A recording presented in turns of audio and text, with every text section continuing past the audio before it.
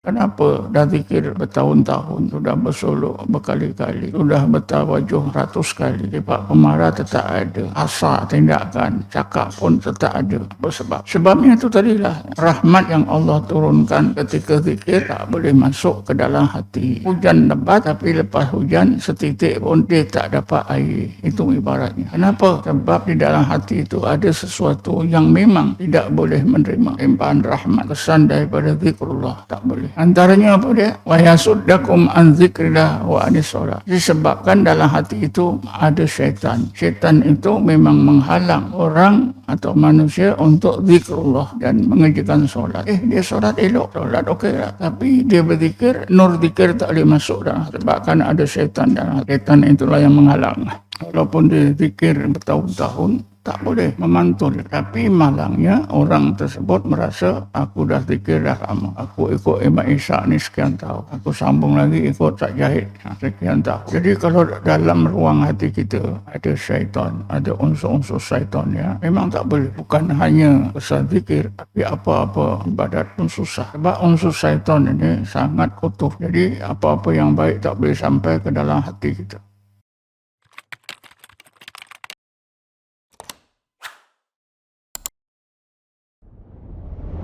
Kita mulakan dah kuliah pada malam ini dengan menelitikan definisi tarekat. Tapi definisi tarekat yang telah dibuat oleh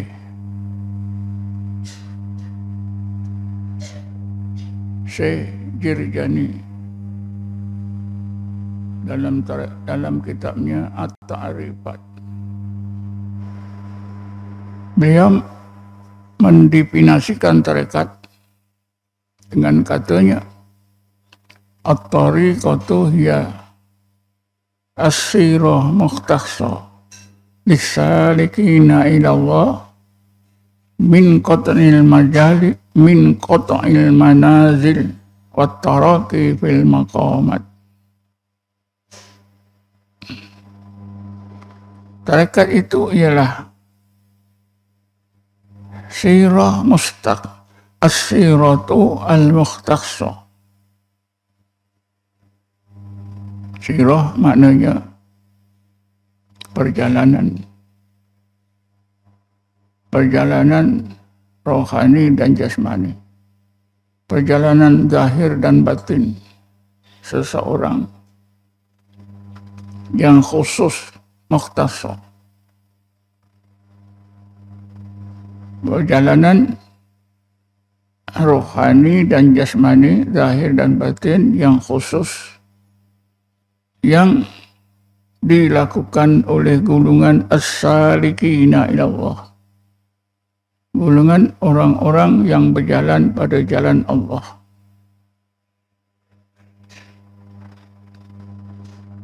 Seluruh orang yang beriman semuanya menjalani jalan Allah, salikina Allah.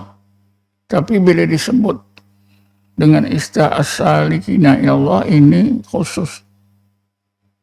Artinya orang-orang yang belajar ilmu tasawuf dan tarekat. Lis-salikina ila Allah, bagi orang-orang yang berjalan zahir dan batinnya kepada Allah, yaitu mereka yang belajar beramal dengan ilmu tasawuf dan tarekat.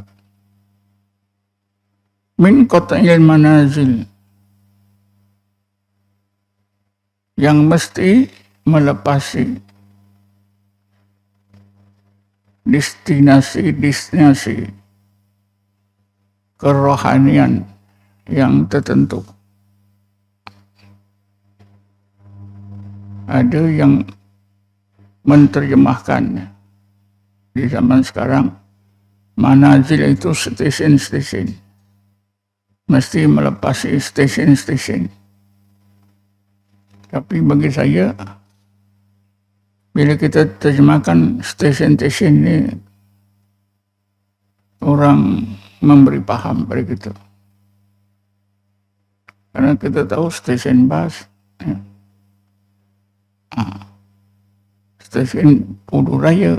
Jadi kita jadi susah nak faham. Tapi bila saya gunakan destinasi, mesti melepasi destinasi zahir dan batin yang tertentu. Dan mesti menerusi peningkatan makom-makom hati. Wataraki fil maqamat qalbiyah. Jadi ilmu dan amalan tarekat itu ialah ilmu dan amalan yang khusus.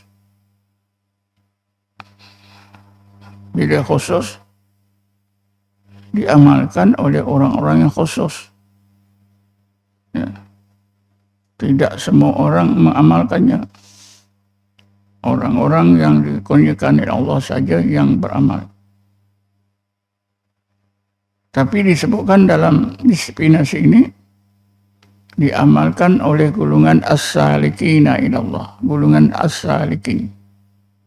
Jadi umat Islam ini ada yang termasuk dalam golongan as-salikin, ada yang tidak masuk ke dalam golongan as-salikin.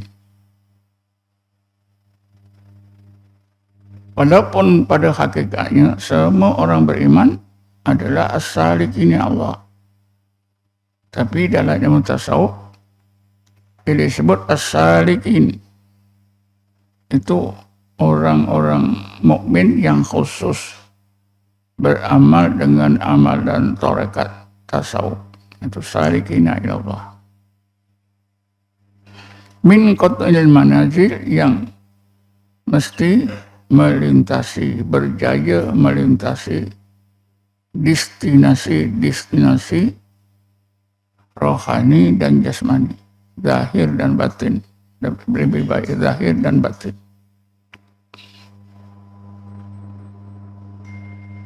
Yang pertama, destinasi ini tuan-tuan ialah sifat-sifat yang tercela. Sifat-sifat madmumah. Mesti dilepasi. Mesti orang bertarekat itu dapat berjaya melepaskan diri daripada sifat-sifat yang tercela. Supaya bersih zahir dan batinnya daripada sifat-sifat madmumah, sifat-sifat yang tercela. Jadi kalau gitu tuan-tuan, setiap kita kalau kita faham ini tentu dapat memeriksa diri. Aku dah bertarekat ini selama 10 tahun. Apa kesannya? Tengoklah sifat-sifat yang tercela pada diri kita. Kita dah lepas daripada sifat itu ke masih kita dicengkam? Katalah sifat yang paling penting ialah sifat marah. Sifat marah keras hati. Kenapa paling penting? Karena Nabi pun disebut dalam Quran tentang ini. Ini menunjukkan sifat marah, keras hati ini sangat penting. Jadi kita ambillah satu ni, marah, pemarah dan keras hati. Tadi saya bacakan satu ayat dalam mukadimah kuliah. Bismillahirrahmanirrahim. Fa bima rahmatin minallahi lintalahum. Ya Muhammad, dengan rahmat daripada Allah, maka engkau ya Muhammad bersifat lembut, lunak. Sikap Nabi itu lembut, lunak. Maknanya tidak marah. Lau kunta haddan ghalidhal qalbi, kalau engkau bersifat keras, karena keras hati, lam haddu min khawlik, nascaya orang ramai lari. Tak sudi nak beriman dengan kau ya Muhammad. Jadi daripada ayat Quran ni, antara sifat yang tercela yang penting ialah keras hati, pemarah. Bersikap keras, keras hati dan pemarah. Jadi kita ceklah masing-masing. Aku dah sodok 10 kali. Ikut Tuan Guru ni dah sekian tahun. Allah. Kemarahan, sifat marah, kemarahan hati aku ni masih lagi. Tak boleh salah sikit. Aku ni jenis orang yang telinga nipis. Jadi dengan sendiri kita tahulah kita berjaya atau tidak melintasi dari mana melintasi destinasi sifat-sifat yang jahat.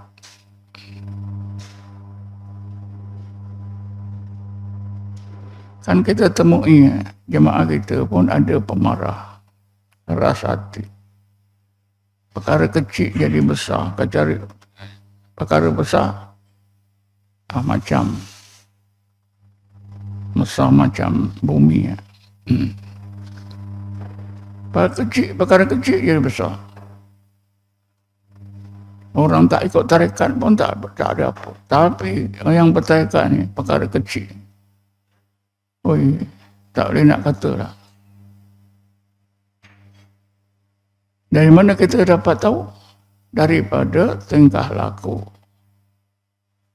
orang tersebut. Kata cakap-cakapnya, tindak-tindakannya. Terutamanya bila menghadapi masalah dalam jemaah. Boleh cakap perlahan, dia mesti cakap kuat. Dengan suara yang garang, kuat. Semua orang dengar.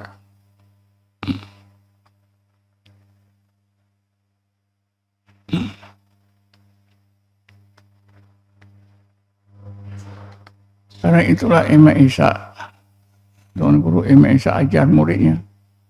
Bila kita ikut tarekat ni, perkara yang besar macam kecil. Perkara yang kecil macam tak ada. Tapi setengah murid Imam Isa, perkara kecil jadi besar. Perkara besar tak ada maaf bagimu. Dan itu terus berlaku. Sampai pecah belah. Tak boleh betul angsur dua-dua pihak. Jadi kita elakkanlah perkara ini. Kan jelas Fabima rahmatin minallah lintalahu. Ya Muhammad dengan rahmat daripada Allah. Fabima rahmatin minallah. Kenapa tidak ada lilam rahmat? Fabima rahmatin atau bin baris bawah itu karena ada huruf jar. Ya Muhammad dengan sebab satu-satu rahmat daripada Tuhan Allah. Lintalahum. Engkau bersikap lembut. Jadi orang tarekat mesti sifatnya lembut. Kita masing-masing tahulah. Kita sikap lembut ke kasar? Keras. Ya. Jadi siapa-siapa yang rasa masih kasar, itu dia bertarekat tak dapatlah mencapai tujuannya. Tadi qat'il manazilnya tak berjaya. Jadi seorang ahli tarekat sepatutnya sikapnya lembut, lemah lembut. Lemah lembutnya itu kata peribahasa apa? Pijak semut pun tak mati. Itu membayangkan lemah lembutnya seorang. Jalan pun tak dengar, walaupun di atas lantai. Tapi Yang dikehendaki bukan jalannya itu, yang dikehendaki hatinya itu lemah lembut. Jadi hati Nabi lembut disebabkan rahmat, satu rahmat daripada Allah. Antara rahmat itu rahmat Nabi berzikir, menyebut Allah, Allah, Allah. Summa talinu juluduhum wa qulubuhum ila dzikrillah. Kemudian hati lembut, seluruh anggota lembut ketika mengingati Allah. Jadi dengan zikrullah. Kan kita sudah berzikir. Allah, Allah, la ilaha illallah. Sepatutnya memberi kesan dalam hati kita lembut. Sikap kita lembut pada zahir, tingkah laku kita semua lembut. Tidak kasar. Tidak pemarah, pemaaf. Sebab itulah perangai Nabi Muhammad itu betul-betul meniru perangai Allah, akhlak Allah. Akhlak Nabi itu mengikut akhlak Allah. Allah pemaaf, maha pengampun. Nabi pun maha pengampun. Jadi kita yang belajar ilmu dan amalan tarekat ini sepatutnya inilah yang utama. Jadi tak ada timbul sisi paham, dengki mendengki, dendam menendam antara satu sama lain dalam jemaah kita bertarekat ini, tak ada. Malahan dengan orang lain pun begitu.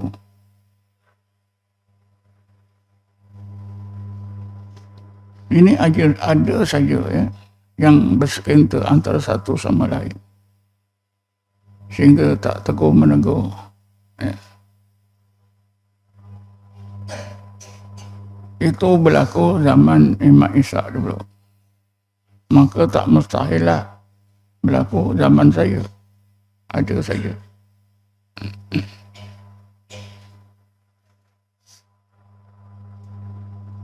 Padahal sudah berzikir, tawajuh tak tinggal setiap minggu. Sodok pun kalau mau, kalau boleh tak mau tinggal, sodok juga. Tapi kenapa tak berubah? Ini yang jadi masalah. Kenapa tak berubah? Jawabannya tentulah kita tahu. Dia berzikir tak ada kesan. Zikirnya itu pada hatinya, pada pikirannya, pada imannya, semua tak ada kesan. Zikirnya banyak, tapi tak ada kesan. Kalau diibaratkan hujan dah siang malam. Dia berzikir itu macam hujan siang malam. Tetapi air hujan ini tak boleh bertakung, tidak boleh mengalir ke dalam hati. Hilang begitu saja, diserap oleh bumi. Ataupun seperti batu yang keras. Hujan berhari-hari, batu tetap batu. Sikit air pun tidak serap ke dalam batu. Inilah. Allah ini disebut oleh Allah dalam Quran. Bukan khayal-khayalan saya, bukan idea saya. Allah sebut dalam Quran. Bismillahirrahmanirrahim. Wa anzalallahu minas sama'i ma'an fasalat audiyatun biqadariha. Allah menurunkan dari langit ma'an, air. Maka air yang Allah turunkan dari langit ini akan mengalir ke lopak-lopak di bumi sekadar besarnya. Kalau di bumi itu ada 3 lopak. Satu sebesar apa itu? Bising. Maka air hujan yang mengalir ke situ dapatlah setakat satu bisin. Ada lopak air yang kedua, 10 kaki, 10 depa persegi. 10 depa persegi. Tentulah lebih banyak. Air lebih banyak mengalir ke situ.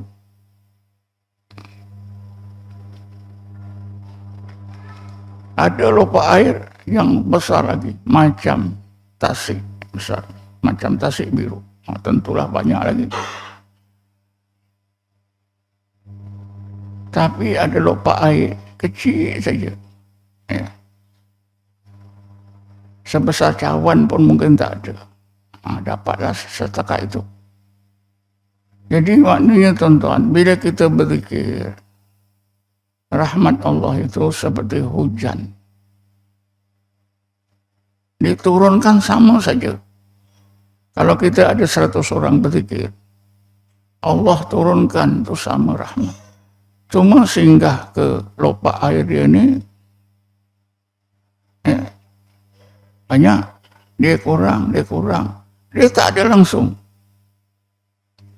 Kalau 100 orang, 100 jenis lopak, kita akan dapat menampung air rahmat daripada Allah tadi setakat mana yang ada persediaan, setakat mana yang ada pada kita. Kalau memangnya dalam rohani jasmani kita ni ada lopak rahmat yang luas, maka dapatlah banyak. Tapi yang pelik, tak ada sikit pun pada individu tertentu. Hujan lebat satu malam, pagi esok setitik air pun tak dapat. Ini gambaran orang yang berzikir bersungguh-sungguh tapi tak boleh masuk ke lopak-lopak rohani dan jasmani. Tak ada kesan. Inilah sebabnya walaupun sudah bertekad berpuluh tahun berzikir hari-hari, tetap jadi pemarah, tetap keras hati, tetap tak boleh lebih kurang. Yang kecil jadi besar sebesar bumi. Yang besar tak boleh nak cakap lagi lah. Jadi Allah dah beritahu ya, wa anzalallahu minas sama'i ma'an. Fasalat itu maknanya mengalir air itu tadi yang jatuh ke bumi. Fasalat ila audatin biqadariyah. Dia akan mengalir ke lopak-lopak di bumi ini sekadar besarnya. Kalau kita 100 orang berzikir malam ini, Allah limpahkan sama saja. Bukannya pada dia ni sikit, pada ni banyak, ini lebih banyak. Bukan macam itu. Sama. Tapi yang menerima itu dapat berbeza-beza. Yang cukup persediaannya dapat banyak. Yang kuranglah dapat. Yang memang tertutup, hatinya tertutup, tak dapat, kosong. Walaupun berzikir la ilaha illallah 1000 kali. Kalau kita zikir la ilaha illallah 1000 kali, kemudian kita berzikir 100 orang, kita bukan hanya dapat 1000 kali, kita dapat kebaikan macam 100.000. Tapi peliknya, sikit pun air rahmat ini tak masuk ke dalam hati kita. Inilah. Kenapa? Karena tertutup. Jadi sebab itulah kita jangan heran ada orang bertekad nama, perangainya masih begitu juga, malahan lebih teruk berbanding dengan orang tak bertarekat.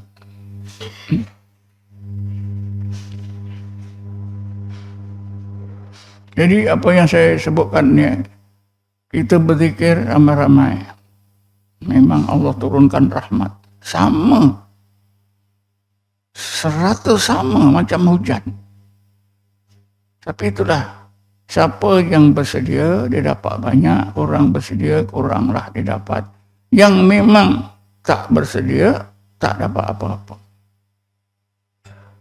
Kan macam hujan betul. Allah Subhanahu Wa Taala gambarkan, bandingkan.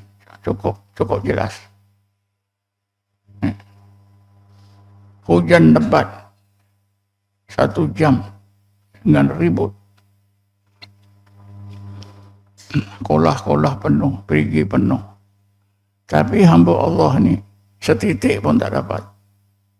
Pasal apa? Memang dia tak tadah. Dia abaikan hujan. Samalah. Jadi bila kita bertarekat ni tuan-tuan, mesti kita faham.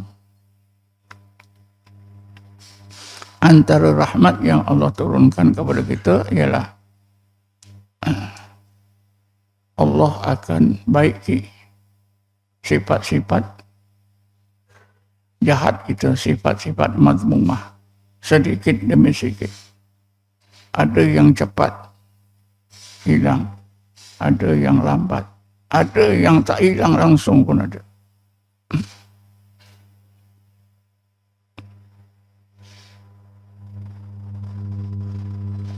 Tapi yang tak hilang langsung ni tuan-tuan, kerana dia bertarekat bertahun-tahun, dia merasa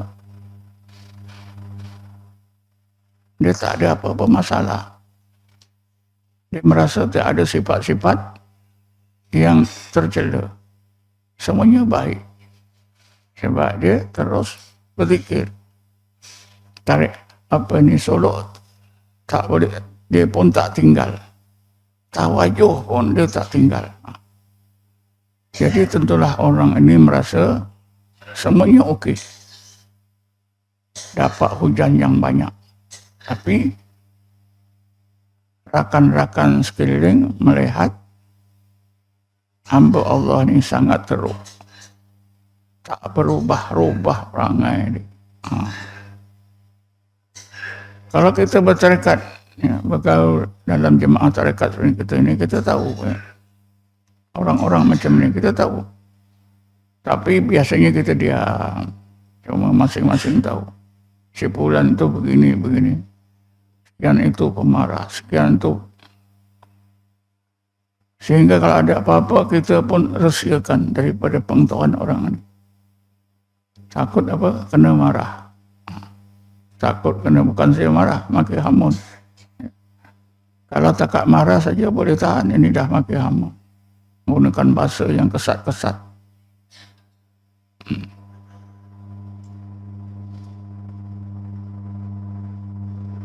Misalnya ya, yang saya pernah dengar ya.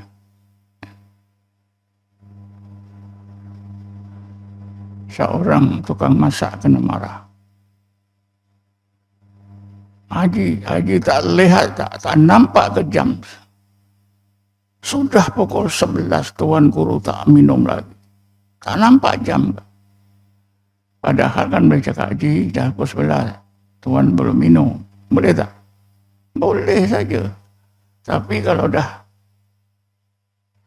orang ni marah, dia cakap macam itu. Jadi tuan-tuan dan puan-puan sekalian, itulah. Kalau Nabi pun diingatkan oleh Allah tentang sifat pemarah, sifat keras hati. Yang memang Nabi itu maksum. Jauh daripada sifat-sifat itu.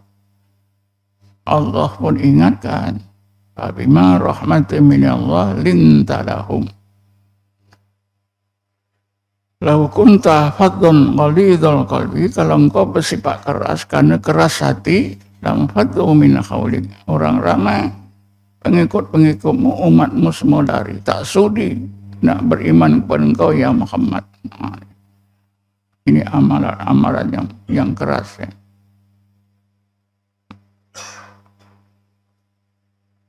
Kenapa Allah sebutkan tentang sifat marah, lembut, keras? Karena inilah biasanya yang sifat yang selalu menjadi sifat kemuncak kerosakan. dan wujudnya sifat-sifat yang tercela di dalam hati dan juga di luar adabnya yang salah.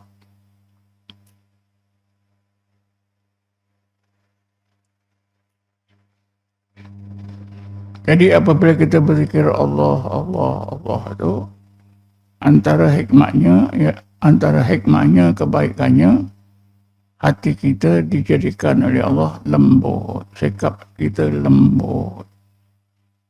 Hati kita tak keras, sikap kita tak keras, tidak kasar, tidak pemarah.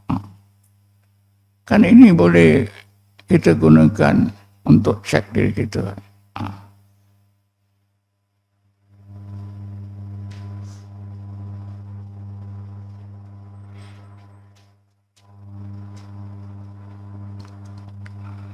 Dalam membincangkan perkara ini, ada orang-orang tarekat, dia salah paham. Salah paham apa dia? Sayyidina Umar itu seorang sahabat yang keras hati. Dia tuduhnya Sayyidina Umar keras hati untuk membela diri. Nah, aku keras ni macam Sayyidina Umar.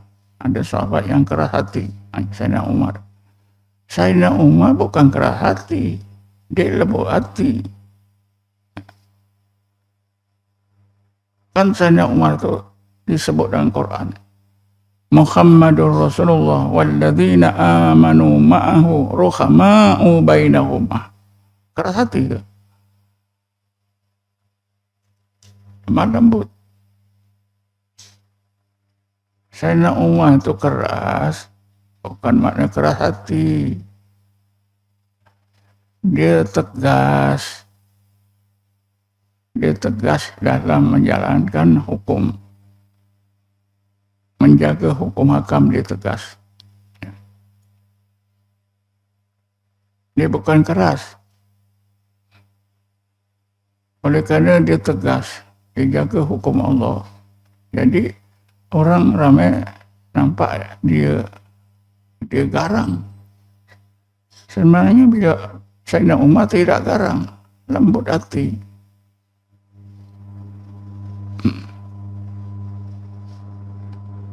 Dan ketegasan Sayyidina Umar tu dia ikut adab. Bukan dia tentang promo. Satu contoh yang saya pernah baca. Bila perjanjian Hudaibiyah ditandatangani oleh Rasulullah pada tahun 6 Hijrah. Sayyidina Umar itu rasa tak sedar hati. Di dalam sejarah yang ditulis orang Barat, orang orientalis, menyebutkan Sayyidina Umar protes tanda tangan yang dibuat oleh Rasulullah. Sebenarnya Sayyidina Umar tidak pernah memprotes. Protes ini perbuatan orang keras hati, tidak beradab. Cuma Sayyidina Umar kerana dia sangat berpegang pada kebenaran. Sayyidina Umar tu macam tak senang hati. Lalu beliau menyatakan rasa tak senang hati itu kepada Rasulullah dengan cara beradab. Sayyidina Umar tidak bercakap, "Ya Rasulullah, kenapa engkau tanda tangani perjanjian ini? Perjanjian ini merugikan kita berat sebelah." Tidak cakap itu, tuan-tuan. Apa yang diucapkan oleh Sayyidina Umar, "Ya Rasulullah, wahai Rasulullah, kita ni kan orang mukmin ya Rasulullah." Sayyidina Umar cakap itu je. "Tidakkah kita ini orang mukmin ya Rasulullah?" Rasulullah faham. Lalu Rasulullah jawab, "Ya Umar, aku ni hanya pesuruh Allah. Aku lakukan apa yang Allah suruh." Jadi Sayyidina Umar dapat jawaban dari Rasulullah, dia menandatangani perjanjian Hudaybiyah ini karena Allah perintah. Tapi bukanlah Sayyidina Umar protes dengan gaya yang garang. Kenapa nih Rasulullah nih? Dia sebagai Rasul, kenapa boleh tanda tangan perjanjian Hudaybiyah? Aku memang tak setuju. Dia tak cakap gitu, tuan-tuan. Dalam kitab, Sayyidina Umar hanya cakap, ya Rasulullah, tidakkah kita ini orang mukmin? Rasulullah, ya Umar, kita mukmin.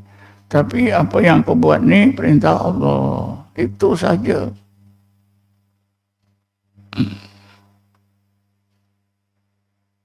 Kan jelas ya, Sayyidina Umar dia jaga adab. Tidaklah keras hati, tidaklah kasar.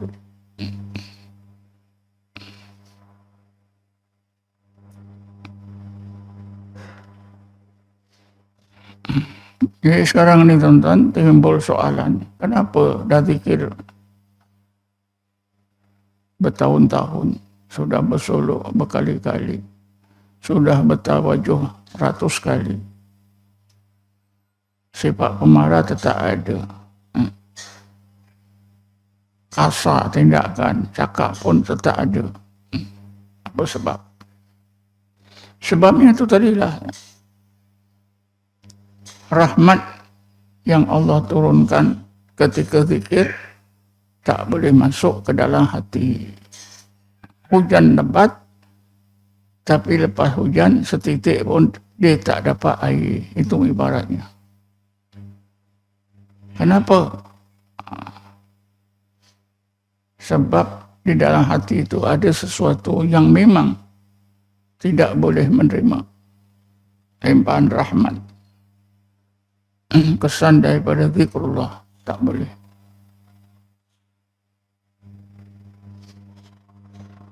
Antaranya apa dia? Wa yasuddakum an dzikrillah wa anis shalah. Ya. Disebabkan dalam hati itu ada syaitan. Syaitan itu memang menghalang orang atau manusia untuk zikrullah dan mengerjakan solat. Dia solat elok. Solat okey lah. Tapi dia berzikir,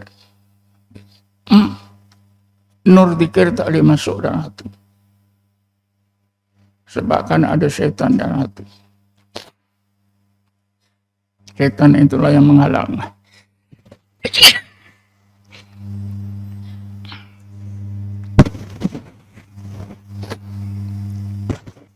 Jadi syaitan itulah yang menghalang.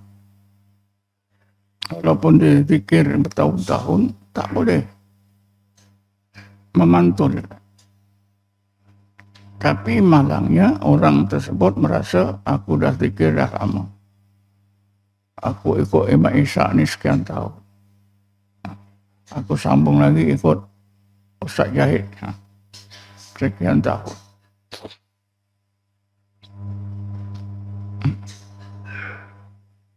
Jadi kalau dalam ruang hati kita ada syaitan, ada unsur-unsur syaitan ya, memang tak boleh. Bukan hanya apa itu kesan zikir, tapi apa-apa ibadat pun susah. Sebab unsur syaitan ini sangat kotor. Sangat kotor. Jadi apa-apa yang baik tak boleh sampai ke dalam hati kita.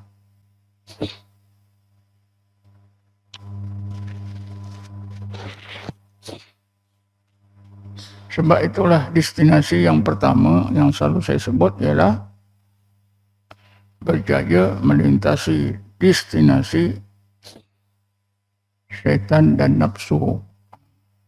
Kalau ini tak berjaya, memang susah.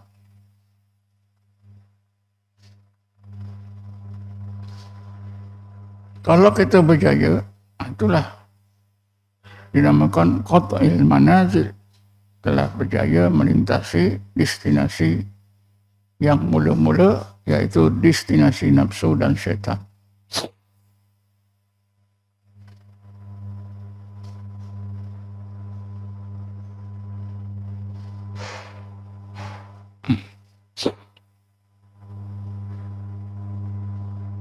Memang banyak faktor-faktor lainnya. Tapi bila kita telitikan dalam Quran, dalam hadis, faktor utama ialah wujudnya syaitan di dalam hati. Unsur-unsur syaitania. Unsur-unsur syaitania ni wujud di dalam ruang hati kita yang susah nak dihilangkan. Banyak faktor-faktor yang menyebabkannya.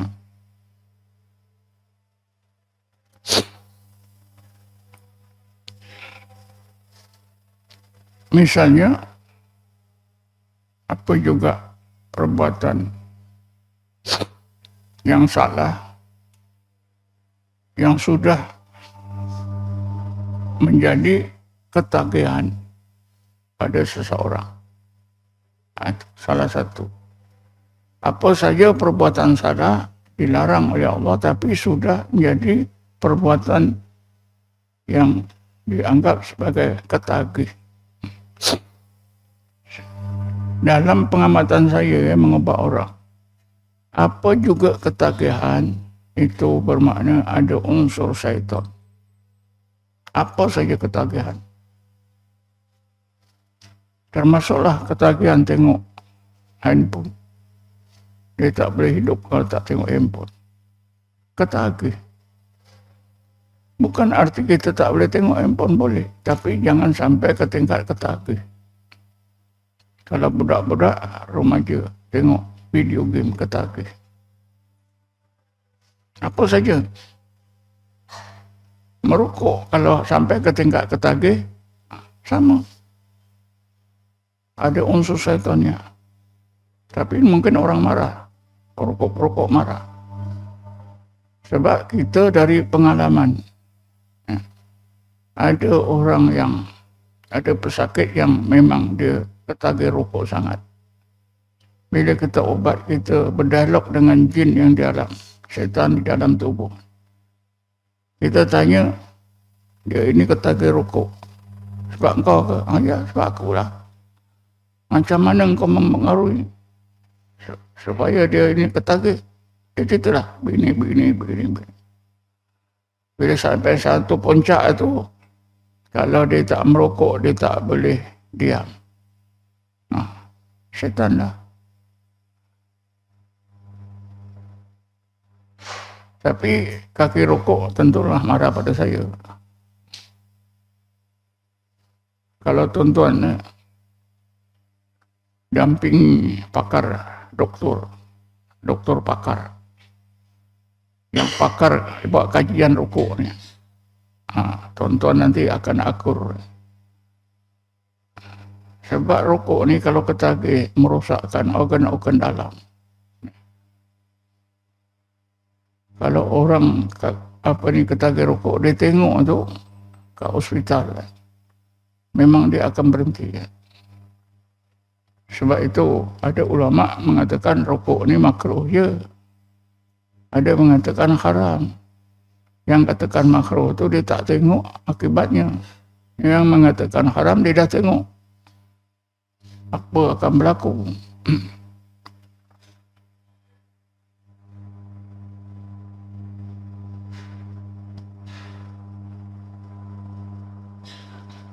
Jadi memang syaitan dia menghalang buat baik ni. Dia lah menyebabkan kita marah, menyebabkan kita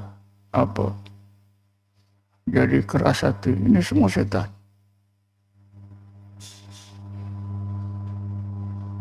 Dalam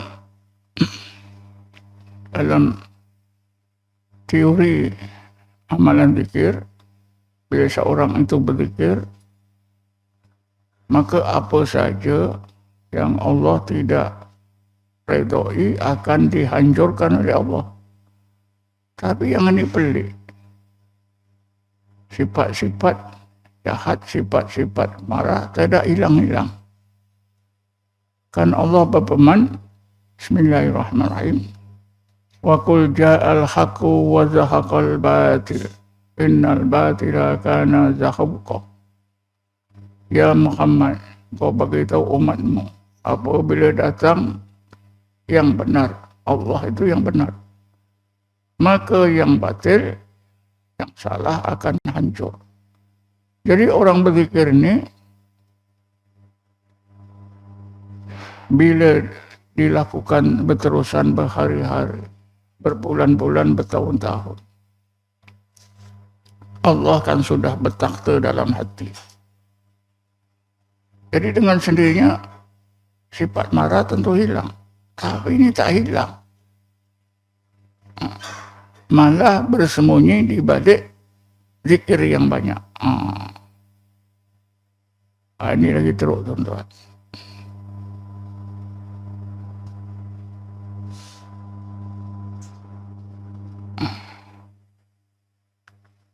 Sebab itulah, tuan-tuan, orang macam ini perlu dibantu untuk mengeluarkan jin itu, syaitan itu daripada ruang hati. Mesti menerusi rawatan. Dengan bantuan rawatan yang khusus, barulah syaitan dan jin dalam hati orang tersebut dapat dikeluarkan. Tapi semua ini kerja-kerjanya sangat sulit. Tengah orang macam tak percaya. Dan individu yang terlibat pun merasa, aku dah fikir sekian lama takkan ada lagi syaitan dalam hati aku. Ini lagi teruk lah. Kan Rasulullah bersabda, al-ghadabu minas syaitan. Marah itu dari syaitan.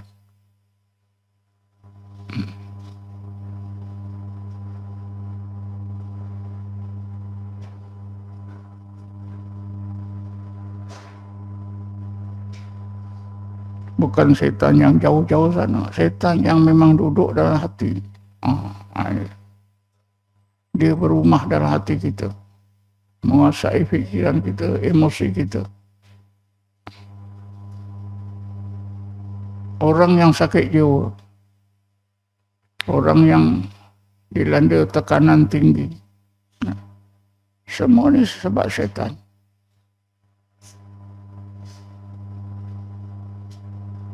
Yang sudah menguasai hatinya, akalnya, perasaannya, mindahnya, emosi dia, semua setan.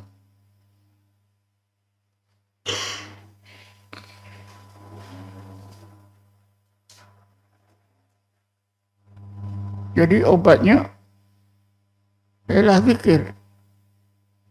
Wa tatma'innu qulubuhum bi dzikrillah, ala bi dzikrillah tatma'innul qulub. Zikir obat. Tapi dah zikir bertahun-tahun dalam tarekat Naqsyabandi tak hilang juga. Kenapa? Inilah masalahnya. Sepatutnya bila berzikir hati jadi mutmainah. Ini hatinya jadi menggelabah, hatinya jadi tak tahu arah, jadi pemarah. Kan terang, zikirnya diberi rahmat oleh Allah, rahmat itu tak boleh sampai, tak boleh masuk ke dalam ruang hati. Jadi bertarekat destinasi yang pertama pun tak lepas. Destinasi nafsu dan setan tak lepas. Dia bersuluk dah berkali-kali. Dia bertawajuh dah setiap minggu. Boleh katakan jarang ditinggal. Jadi inilah yang kita takuti, tuan-tuan. Oleh karena Rasulullah ya disebutkan oleh Allah mengenai pemarahan. Sebaliknya lembut hati, sikap lembut, hati keras. Maka kita yang bertekad ni mestilah kita renungkan dari sudut ini.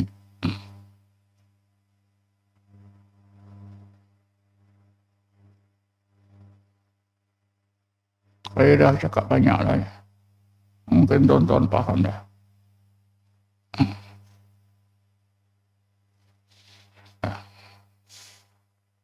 Jadi siapa-siapa yang menghadapi masalah macam ni, dia dah ikut mereka ini dah lama, tapi dia rasa lagi masih pemarah. Ini Ibnu Athilah dia kata, orang tersebut sangat malang. Sangat malang. Sifatnya itu akan memakan dirinya.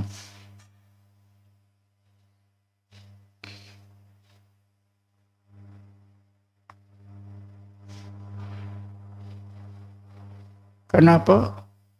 Dia bertarekat, dia berzikir, dia bertawajuh, dia bersolok, dia fikir dah okey. Tapi hakikatnya sebaliknya. Sampai dia mati. Inilah di antara maksud berlarut-larut dalam dosa sehingga mati tak sedar. Sebab apa tak sedar? Dia bertarekat. Rajin bertawajuh, rajin bersolok. Rupa-rupanya di sebalik itu ada syaitan yang menguasai hatinya, fikirannya.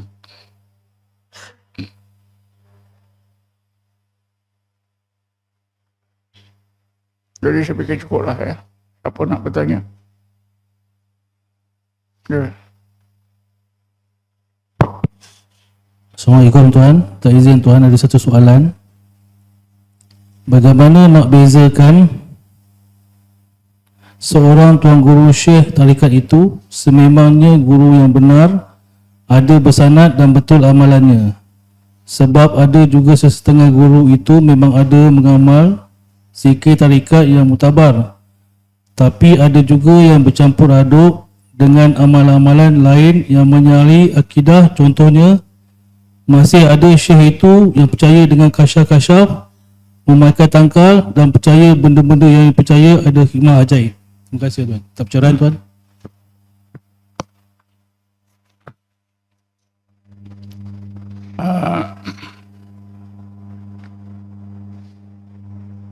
Ilmu dan amalan tarekat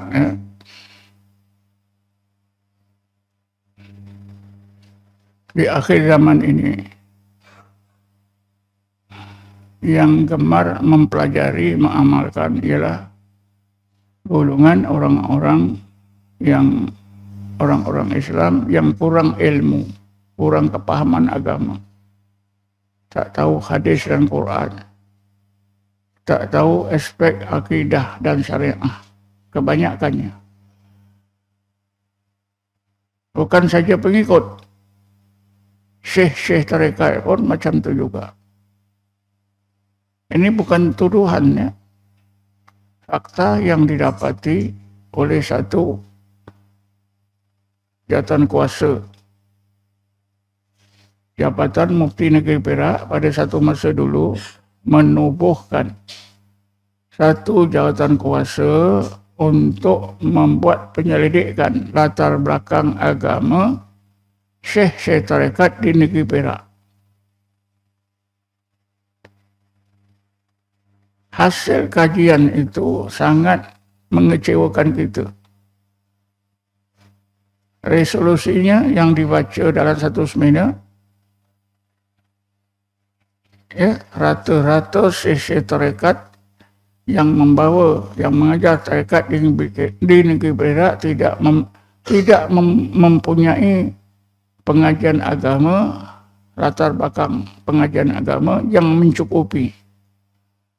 Dalam tarekat Naqsabandiyah saja hanya ada seorang syekh tarekat yang pernah belajar di Pondok Pasir Tumbuh. Syekh tarekat Naqsabandi di Perak tu tak ada yang berpendidikan agama yang mencukupi. Hanya ada seorang syekh tarekat Naqsabandiyah yang disebut pernah belajar di Pondok Pasir Tumbuh. Kalau setahun pun pernah belajar. Berapa lama tak tahu disebut itu. Itu di Negeri Perak. Di Selangor, di Pahang pun lebih kurang sama. Kenapa tuan-tuan? Karena orang-orang yang berilmu, orang-orang alim tak minat. Jadi orang-orang bodoh lah. Ya, orang bodoh ni tak ada pengetahuan agama yang mendalam, yang benar beramal tanpa ilmu. Jadi tidaklah mustahil kalau banyak perkara-perkara yang salah yang menyelip akidah dan syariat berlaku dalam mana-mana kumpulan tarekat di Malaysia. Cuba kita tengok berapa ramai kumpulan tarekat di Selangor ni. Tapi di Negeri Sembilan, apabila Dewan Undangan Negeri Sembilan meluruskan Akta Tasawuf dan Tarekat pada tahun 2005, maka ditubuhkanlah di Jabatan Mufti di Negeri Sembilan satu unit yang dinamakan Unit Pendaftar Tarekat. Jadi tarekat-tarekat yang nak diamalkan di Negeri Sembilan mesti berdaftar.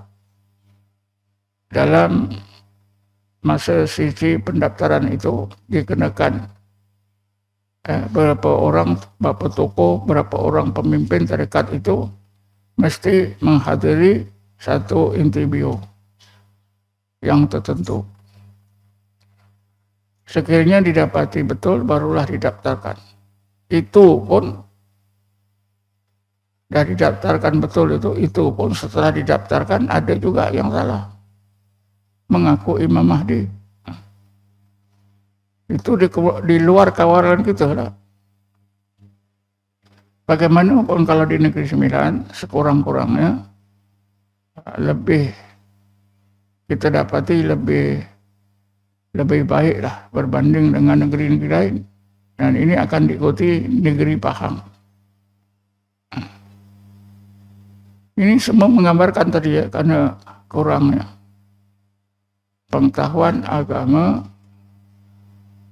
terutamanya pemimpin atau syekh tarekat. Daripada sinilah timbulnya anggapan yang salah, amalan-amalan yang salah yang tidak disedari. Kalau kita jumpa syekh tarekat, berbual-bual dengan dia beberapa kali, nanti kita temui apa yang menjadi minat syekh tarekat ni ketika berbual dengan kita ialah perkara-perkara mukasyafah, kasyaf, perkara-perkara kekeramatan. Adapun mengenai perkara ilmu, kepahaman ilmu, mereka tak minat. Murid Imam Ishaq beribu, khalifahnya aja lebih 300 orang. Tapi yang beribu ni, yang berilmu berapa orang? Yang ada kelulusan, saya, arwah Ustaz Mukhtar, Ustaz Hamid Ridwan, dan beberapa orang lagi. Yang lain tak ada, orang biasa. Jadi mereka ini tuan-tuan, bila dah belajar bertahun-tahun dengan Imam Ishaq, walaupun Imam Ishaq itu mempunyai ilmu yang jelas tentang akidah, tentang syariah, hasil daripada pengajiannya di masjid-masjid, dia menadah kitab ni, Imam Ishaq ada pengetahuan yang cukup. Kerana itu Imam Ishaq tidak terlibat dengan masalah kasyaf, karamah, tak ada. Tapi murid dia, khalifah kanan dia, memang terlibat secara langsung kasyaf. Sehingga mereka ini bercakap, komen diri saya, Ustaz Zahid itu bukan ada ilmu kerohanian, ilmu kitab adalah. Kita bukan nak cari ilmu kitab kita baca dapatlah. Kita mau ilmu kerohanian. Jadi yang dimaksudkan ilmu kerohanian itu ilmu apa? Ilmu dalam kitab bukan kerohanian ke? Sebab itu bila saya mengajar di surau, mereka bukan nak dengar. Mereka buat minuman, buka makanan, berbual di dapur. Itu yang berlaku, tuan-tuan. Apa sebab? Ini Ustaz Jahid ni cerita ilmu kita, tak payah dengar. Kita bukan bertarekat, bukan nak cari ilmu kitab, kita nak cari ilmu kerohanian. Saya pun tak faham apa ilmu kerohanian tu. Seseorang yang boleh kasyaf, dianggap orang itu dapat ilmu kerohanian. Sehingga satu masa saya tanya, seorang murid Imam Ishaq sudah menjalankan perubatan Islam, mengubat orang-orang yang sakit dengan cara menurun. Istrinya menurun, suaminya yang jadi juru bicara, juru cakap. Dan saya sendiri tengah memang saksikan. Bila saya adukan, dia kata, jawabnya apa, Ustaz? Dia itu dapat kaedah merawat dengan menurun itu semasa dia bersuluk. Imam Ishaq benarkan. Mana saya nak terima, Imam Ishaq memang anti perbuatan-perbuatan seperti itu. Tapi muridnya yang menggantikan tempat dia kerana jahil. Perkara yang sudah qat'i haram boleh jadi harus. Itu baru satu cerita, banyak cerita-cerita yang pelik-pelik. Jadi kesimpulannya kenapa? Kalau saya perhatikan, tokoh-tokoh yang jadi syekh dalam tarekat ni, yang tak ada ilmu, memang dia masuk tarekat itu dah ada tujuan dalam hati, aku mesti nak jadi syekh. Jadi mulai hari pertama dia belajar tarekat, dia dah pakai jubah, dah pakai serban. Jalan dia pun dah pesen jalan syekh. Kalau dia cakap berbual pun berkenaan kerohanian. Ini saya temui orang-orang macam ni. Jadi bila saya meninggal saja, terus saja bawa suluk. Bawa suluk baru setahun dua, dah menganggap dirinya wali. Bukan sebarang wali, wali kutub. Menjadi tentera Imam Mahdi. Dan macam-macam lagi, tuan-tuan. Di sekitar Lembah Kerang ni ada beberapa orang individu ya, yang sekarang, sehingga sekarang ada pun. Tapi itulah, pihak berkuasa agama tak tahu.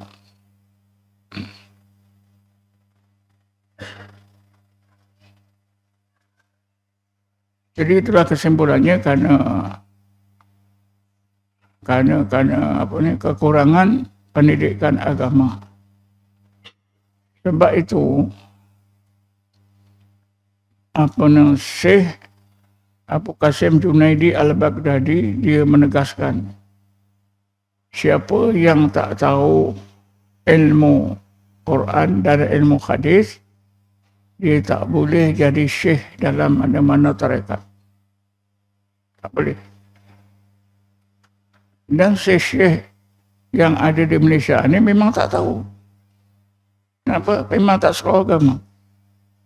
Bekas pegawai kerajaan, bekas tentera, bekas polis.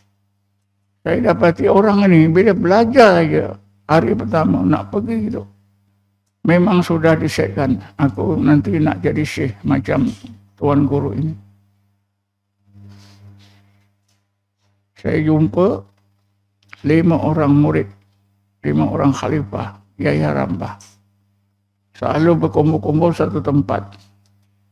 Saya pernah berbual-bual dengan kumpulan ini. Memang kumpulan ini bercerita. Ceritanya apa? Itulah. Nak buka suluk masing-masing. Satu masa kan 5-5 ni ada rumah suluk. Bila mereka ni buka suluk, orang bersuluk, macam-macam cerita.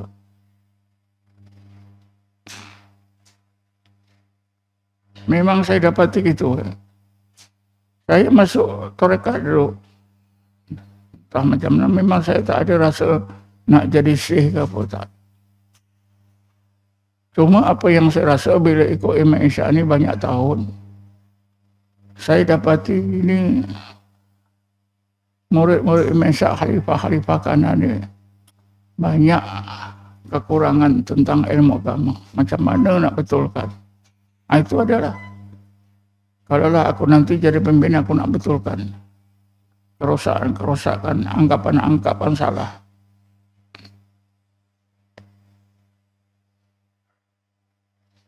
Sehingga mereka ini bertawajuh. Sebahagian daripada mereka bertawajuh tu nak melihat syekh-syekh tarekat yang dah mati datang dalam majlis tawajuh. Sedangkan perkara ini sudah dilarang oleh Imam Ishaq. Jadi lepas saja tawajuh, mereka berkumpul-kumpul, duduk di penjuru sana, penjuru sini, berbincang-bincang.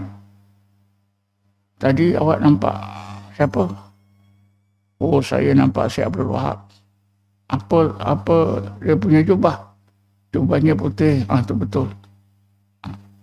Sehingga berbincang-bincang macam tu, tuan-tuan. Ini orang yang tak ada ilmu. Saya yang mendengar itu geram.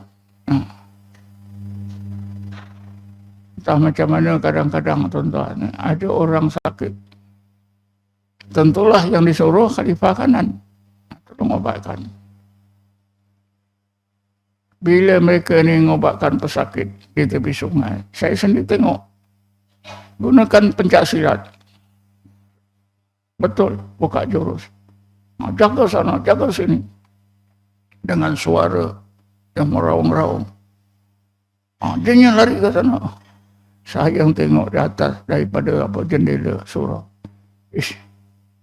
Ini kalau Imam Ishaq nampak ni mesti dimarah.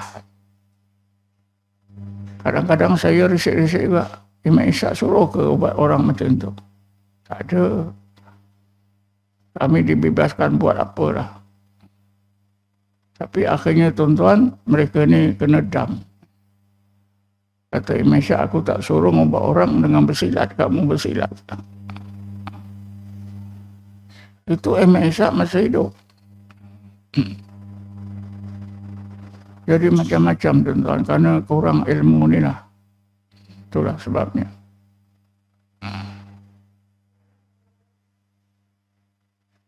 Kalau seorang syekh itu ada ilmu yang cukup, insya-Allah, sekurang-kurangnya dari segi syariat dia selamat. Karena bila kita bertarekat, wajib bersyariat. As-syari'atu kas-safinati, wat-tariqatu kal-bahri, wal-haqiqatu kad-durri. Wa man arada ad-durra raqiba as-safinat. Mesti ada ilmu syariatnya yang jelas. Kerana wajib menggunakan syariat. Kalau ilmu tak ada, macam mana?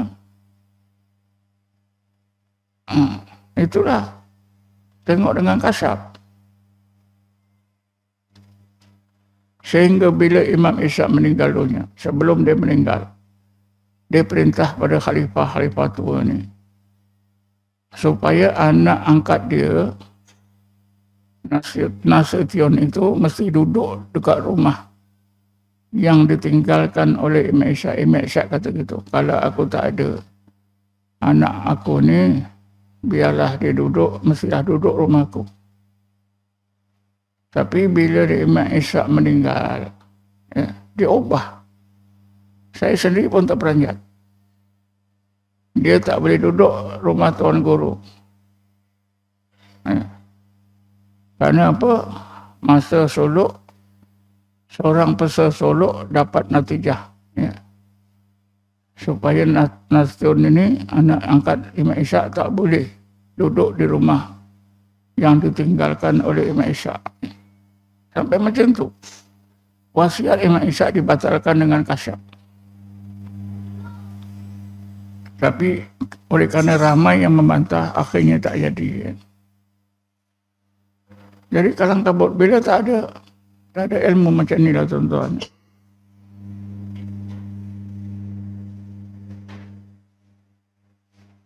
Ini apa yang saya ceritakan ini 1-2% daripada apa yang berlaku. Kalau saya ceritakan habis, memang tuan-tuan terperanjat.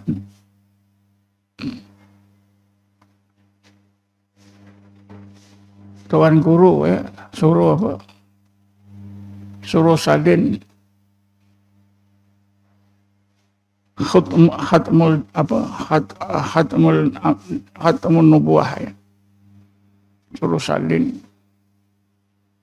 Mereka ni salin jadikan azimat. Khatmul nubuwah itu digantung kat kita. Jadi azimat mengelakkan aksiden. Jadi macam mana ni boleh bertukar? Saya memang terperanjat.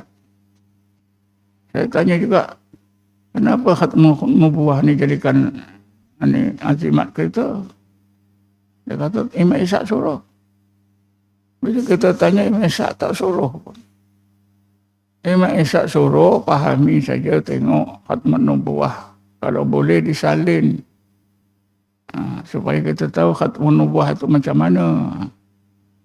Tapi itulah, orang yang tak ada ilmu, dapat kepahaman, Imam Ishaq suruh jadikan khatmul nubuwah itu tangkal, digantung di rumah, digantung dalam kereta. Ada seorang murid yang dianggap kanan, murid Imam Ishaq digantung kat kereta. Dia confident, dia tak akan insiden. Sebab ada khatmul nubuwah. Satu masa dia pergi gedung sana berlanggar. Kereta patah 2. Kereta Datsun tu patah 2. Tapi dia selamat. Kerana cacat di dahi. Imam Ishaq komen lah. Bagus tu. Dia jadi pengajaran dia sampai mati. Cacat dahi. Tapi itulah murid-murid yang bodoh ni, tak tahu ilmu. Memang yakin Imam Ishaq suruh jadikan khatmul nubuwah ni sebagai azimat. Setengah muridnya ditulis besar-besar, digantung ke atas pintu. Tapi yang teruk itulah dalam kereta. Kenapa ini puncanya? Karena tak ada ilmu. Sebab itu siapa yang kurang ilmu, dampingilah jemaah kita yang ada ilmu. Jadi saya dah jawab lah tadi ya. Betul.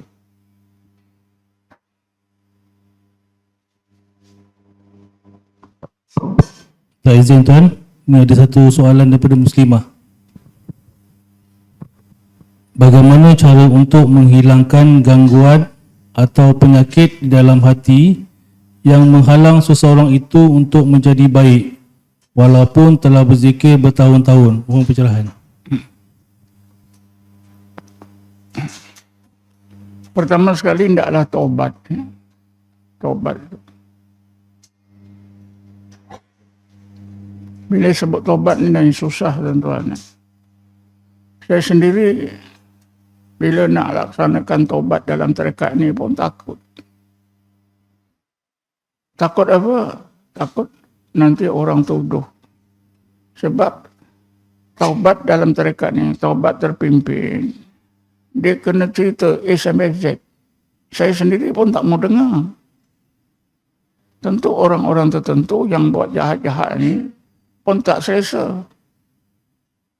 Kenapa begitu? Kerana di zaman Rasulullah, bila sahabat buat dosa, dia mengaku betul. Tak ada sembunyi. Cerita yang terkenal seorang perempuan yang berzina. Dia pernah kahwin sampai mengandung. Datang pada Rasulullah. Kan dia cerita. Dia tak sembunyi. Aku dah ngandung ya Rasulullah, hasil zina. Rasulullah kata balik dulu. Engkau lahirkan anak. Dah lahirkan anak. Jumpa lagi Rasulullah. Engkau bila anak ni nanti dah lepas susu. Datang lagi. Ya Rasulullah, anak aku dah lepas susuan. Barulah Rasulullah kenakan hukum rejam sampai mati. Inilah di antara contoh. Tapi bila kita lakukan, saya sendiri pun tak sampai hati nak dengar cerita murid ni, dia buat itu, buat ni. Saya sendiri pun tak mau. Kalau boleh tutup telinga.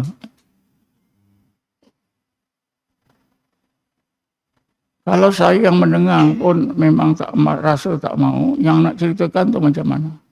Itu jadi masalah. Tapi itulah kaedahnya. Kan saya dah cerita ya, seorang murid Imam Ishaq bersolok kali pertama. Dia baca tahiyat tak boleh. Jadi dia tertekan sangat.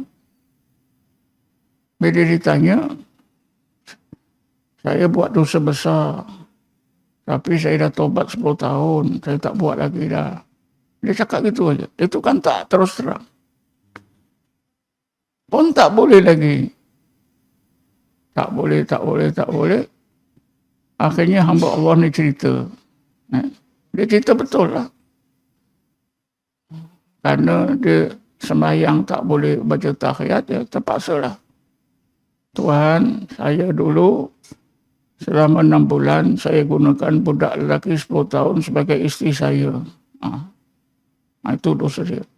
Lepas itu barulah dia boleh baca tahiyat. Itu pun ada pengalaman yang hebat. Pengalaman tu macam mana? Bila dia cerita, dia berzikir di dewan solat. Dia berzikir.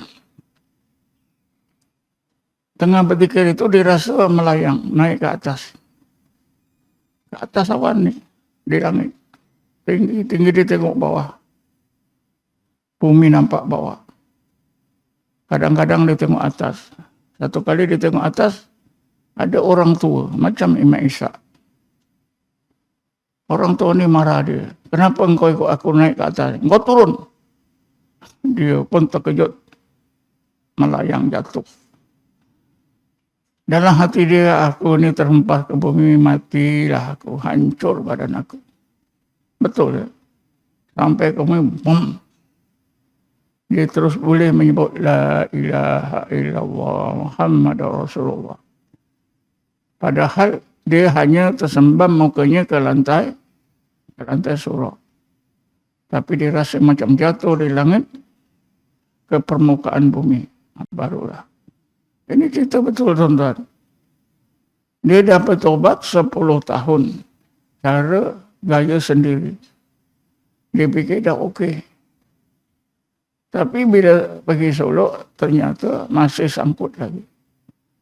Bila dia cerita dosa yang dilakukan, barulah lepas. Tapi itulah, kalau ada murid saya buat dosa-dosa besar, nak cerita saya, nak dengar pun satu macam. Sudah cukuplah.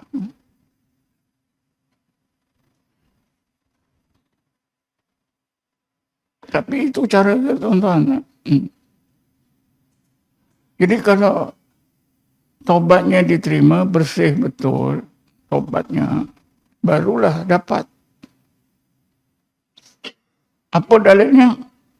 Dalilnya ialah akhir ayat 27 surah Ar-Ra'd, surah 13. Pendek saja. Bismillahirrahmanirrahim. Wa yahdi ilaihi man anab.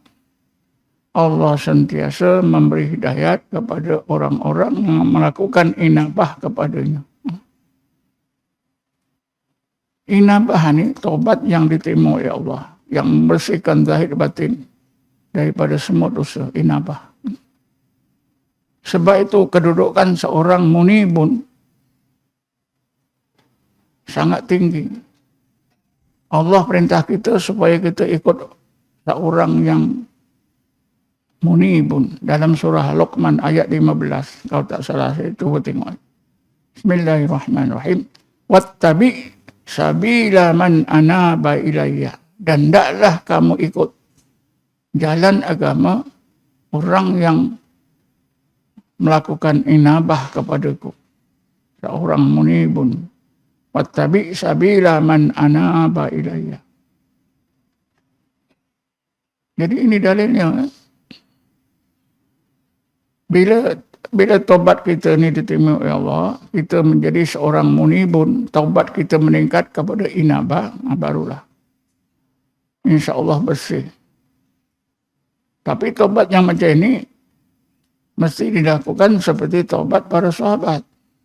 Cerita betul, tak boleh sembunyi-sembunyi. Sebab kalau seorang yang buat dosa besar, dia sembunyi lagi, reserve lagi daripada guru, berarti dia sembunyi daripada Allah. Pak itu tak lepas. Ini pegangan semua ulama tasawuf.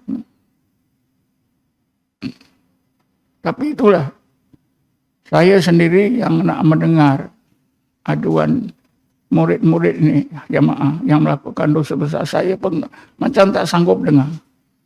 Kalau dia nak cerita 10 minit, saya 1 minit memang cukup.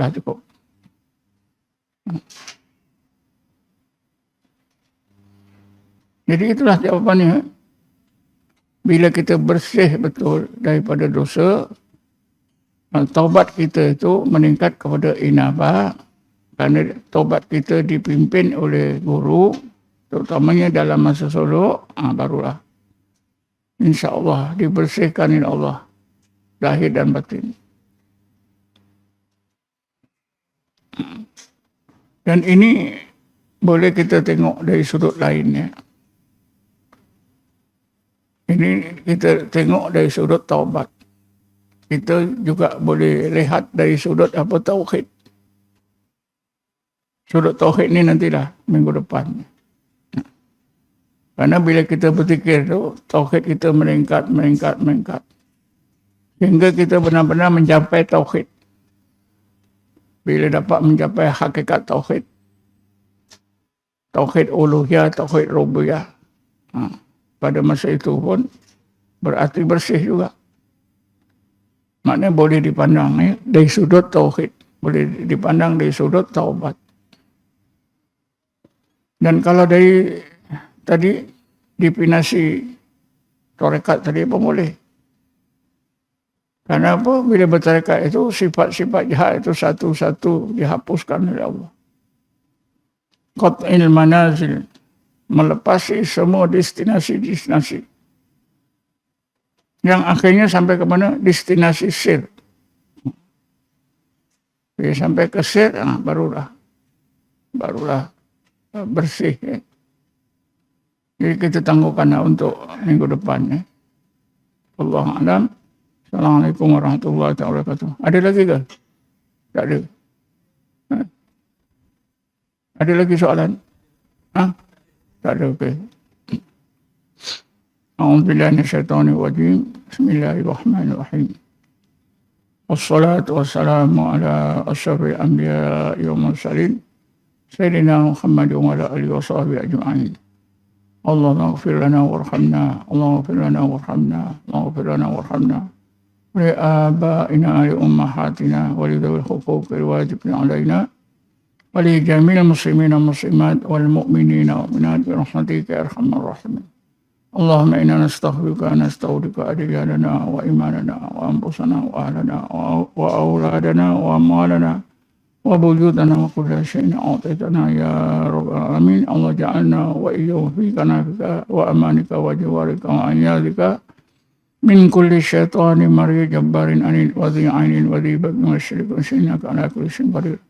ربنا آتنا في الدنيا حسنة وفي الآخرة حسنة وقنا عذاب النار والحمد لله رب العالمين. تقبل الله منكم.